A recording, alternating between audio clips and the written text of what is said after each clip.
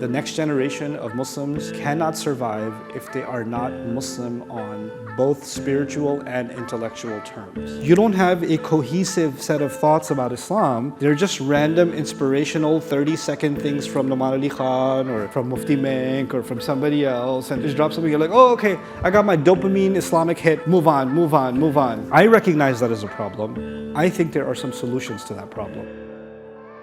Muslims who live in Western countries, in particular Western countries, are challenged every single day in terms of their Islamic identity. And it's probably more prevalent with sisters because they are more, let's say, overtly Muslim. Men can somewhat cover it up a little bit. From your perspective, what is the modern Muslim's identity? And how do we safeguard and celebrate that? Sorry, I'm giving you the worst answers, but I don't buy any of it. Okay. I think all of this is nonsense. I went to Pakistan, and girls came up to me that go to some of the most expensive schools in Pakistan. I went and met with their families. These are 17-year-olds, 16-year-olds that are saying, when I start praying in school, all the girls make fun of me. What should I do? That's not in New York. That's not in Melbourne. That's not in Sydney. That's not in London. That's in Karachi. That's in Lahore. That's in Cairo. That's in the Muslim world. You think wearing hijab is hard in the West? Try it in the Muslim world. See what happens. You think it's easier there? No. You think it's hard working as a Muslim female in a Western company? You think that's hard? Try working as a Muslim female in the Muslim world in a company. See what happens. See what they go. Listen to their stories. Allah is going to put every man, woman, child, every believer will be put through a test. And the environment is part of our test. And we're not some special creature that's being tested in more ways than others. In fact, the way I look at it is, shaitan is everywhere. It's not like shaitan's in Australia, but he took a break in Bangladesh. And he's like, oh, those are Muslims. Let me just stay focused here with the kuffar. That's not how that works. Let me just tell you. You hear the adhan over there in the Muslim world. You see the halal restaurants in the Muslim world. You see more beards and more hijabs and more niqabs and all that stuff. And you see more hufaz of the Quran. You're like, this is an Islamic society because of the chicken, right? This is what makes it more Islamic. Yeah. Or if you're driving through, I was driving through a neighborhood in Sydney and there's a lot of halal stores. Oh, this is a really thriving Muslim community. Hold on a second. These are very external, peripheral markers of the presence of Muslims. This has nothing to do with the strength of a Muslim community. And the issue is if a young person here is going to university and they're having a crisis with like gender fluidity and the feminism debates and agnosticism, atheism, all this kind of stuff, right? They're facing that stuff. Let me tell you, every one of these debates is happening in universities in the Muslim world. Every one of them. The world is a global place now. So we're not in some special kind of problem. We're just not. So what's the solution for all of us? It's not even just for the West, first of all. I think we should be thinking about all of us, right? It's a global circumstance.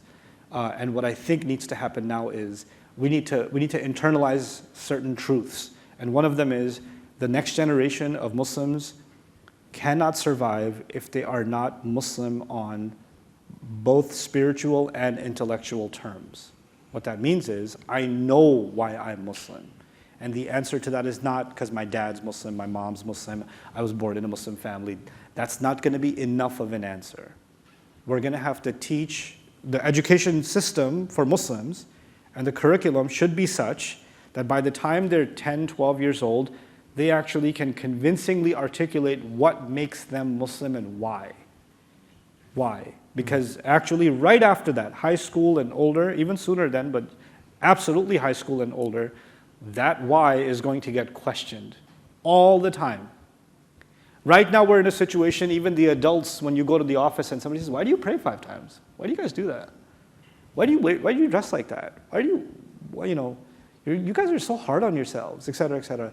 Then you come to me and say, Ustad, my coworker is asking a question, what should I say? Like, Meri Jaan, if you have to come and ask me a question, what about your kids? Yeah. What are they going to do? What are they going to, so you don't even know how to answer the question, right? So we're going to have to really rethink and restructure what it means to have the right kind of education. And I don't think we should design it for kids. I think we should design it for families. If families aren't having a conversation like that with each other, there's no sheikh, speaker, YouTube series or whatever, or app or course or program or masjid that's going to give your kids Islam. If it's not you giving it as a family, you're not getting it. That's my take on that. And then, so you're saying the solution to all this is to have the right education, the right information, and then obviously to share that with our families. But where do we source that from? Because these days, everybody, as you said from the start, right? We chat GPT, we Google, we YouTube, we go online, socials, and we absorb whatever information is readily available to us. Yeah. The authenticity of it is very questionable. The source is generally very suspect. Yeah. How do we then distill all that? Because it's a great question. There's two parts to that. One part to that is, I asked a bunch of kids, because I've seen a lot of kids groups here as I've been traveling across Sydney, and I ask a similar question everywhere I go. Where do you get your Islam from? I ask a group of kids, where do they get their Islam from? And the most common answer is YouTube, actually. YouTube and TikTok are the two most common answers. Okay, here's the thing though. And then I asked, are you going through an entire series of discussions on a particular course? Like, I want to know about all the names of Allah, for example, or I want to know about all the history of all the prophets, or I want to know about all the surahs of the Quran, or something, the entire seerah of the Prophet, or you're just getting random videos, right? What do you think is the most common answer? Random videos. So I said, the immediate conclusion from that is, your thoughts about Islam are completely scattered. On top of that, your thoughts about Islam are determined by an algorithm. It's true. So now take a moment to think about what I just said. You don't have a cohesive set of thoughts about Islam. They're just random, inspirational 30-second things from Nouman Ali Khan or from Mufti Menk or from somebody else, and they're just gonna just drop something. You're like, oh, okay, I got my dopamine Islamic hit. Move on, right? And that's what's happened. That's not even educated. Forget about authenticity. Even if it's authentic, it's scattered. Yeah. That's not how you develop thought process. That's not how you mature as a believer. So I recognize that as a problem. I think there are some solutions to that problem. And one of the solutions to that problem, we don't have to reinvent something. My generation from the 1870s how did we get Islam? Because when I was younger, I was in New York, I started listening to Bilal Phillips. Yeah. And I listened to maybe 100 hours of Bilal Phillips in a row, cassette tapes. That's how old I am, right? Cassette tapes. And get the whole series and listen to it. I started listening to Dr. Asar Ahmed, 200-300 hours of Dr. Asar Ahmed in Urdu, going through the whole Quran with him.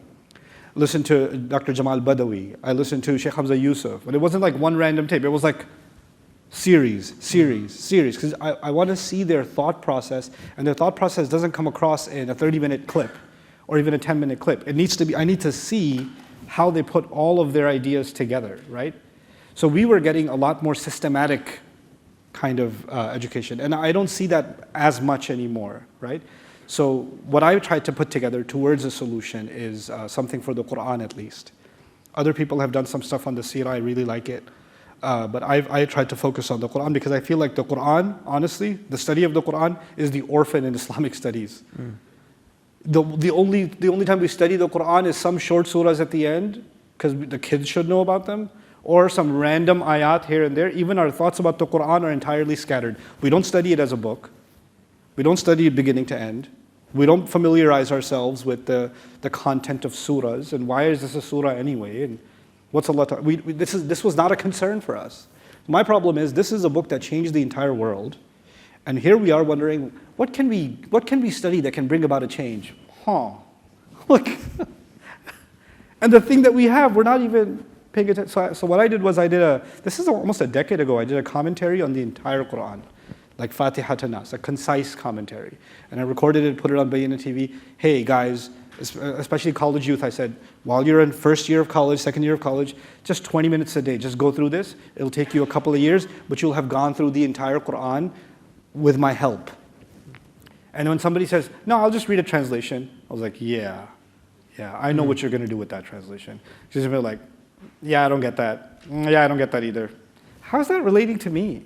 What's this talking about? That's what happens to you when you read the translation of the Quran. Which is why I needed to create, it's the equivalent of some of the younger, I don't see any young people here, but you oldies might also know, video game walkthroughs. Yeah. You know, you're navigating a difficult boss and you got to turn left, right, XX, R1, and you know, that's how you beat them. Well, sometimes there's tough passages in the Quran. You need some kind of a walkthrough. Hey, here's what's going on here. This will make it easier for you. Let's keep going. Let's keep making progress, right? Because tafsir literature is very complex for the average Muslim, and translation is just oversimplified. And there's nothing in between. So I tried to create something in between. And that, I was so happy. This was in Brisbane. I met a family there, husband, wife, 2 daughters. They go to public school, and they decided as a family they're going to actually take my advice. They got the app and they started going through the Quran with me. Right? And they've been doing that for 4 years now. Every weekend they get together, the family gets together, and they go through about an hour of Quran, and they discuss it the rest of the week, then an hour, then an hour. They finished 10 juz so far. And the family came up to me, even the grandma came up to me just to thank me. You built a connection to Islam, to the Prophet, to the Quran, to Allah for us without ever knowing. Thank you for doing this. Right? But it's not because they watched random YouTube videos. It's actually because they got attached to the Quran itself, you know? And so I think that's an overlooked solution that needs to be brought center stage again.